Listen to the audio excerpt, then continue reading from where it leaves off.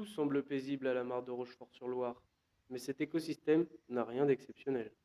Nous avons affaire ici à un milieu très pauvre en diversité végétale. On pourrait en effet s'attendre à trouver un certain nombre de plantes hélophytes typiques des zones humides de la région qui sont ici totalement absentes. Cette pauvreté de biodiversité s'explique par deux phénomènes. Le premier, c'est le manque de lumière causé par le recouvrement de la végétation.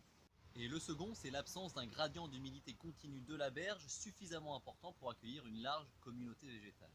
La première intervention consiste à supprimer les ronciers et abattre quelques arbres afin de créer un couloir accessible pour le cheval.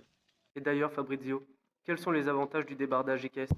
Le cheval peut intervenir sur des zones où un tracteur risquerait, un, d'endommager le terrain et deux, de s'enliser. L'autre avantage du cheval, c'est la maniabilité. C'est-à-dire que vraiment, là, on accède sur des talus, on navigue entre les souches.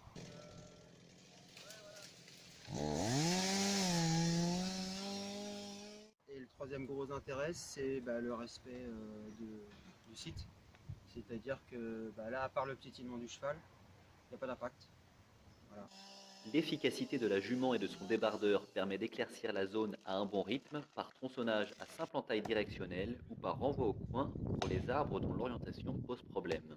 À la fin de la première journée, la plupart des arbres sont tombés, et la zone bien éclaircie. Le deuxième jour, les bûcherons se consacrent à abattre les derniers arbres et les débiter en tronçons déplaçables par la jument.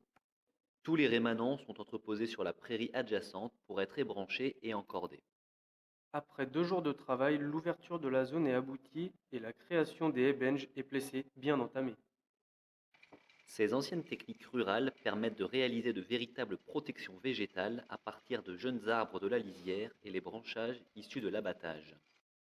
Pour des raisons de diversité, certains frênes sont mis en tétard.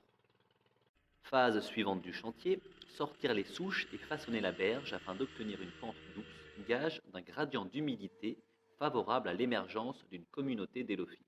Une fois le terrassement terminé, l'accès à la mare est définitivement clos en terminant la hébène. Voilà, il ne reste plus qu'à attendre la régénération naturelle des plantes hélophytes telles que le patoire chanvrine, la reine des prés ou encore l'épilobe hirsute. Compte tenu des perturbations que le milieu a pu subir, l'apparition d'espèces pionnières rudérales comme le pissenlit à dents de lion ou le fauve réveil matin pourrait voir le jour. Aujourd'hui, seulement 2 espèces d'odonades sont présentes, mais grâce au rajeunissement de cet écosystème, nous espérons voir une diversité plus large de ce taxon. Cela serait aussi profitable aux autres insectes, base d'une biodiversité très riche.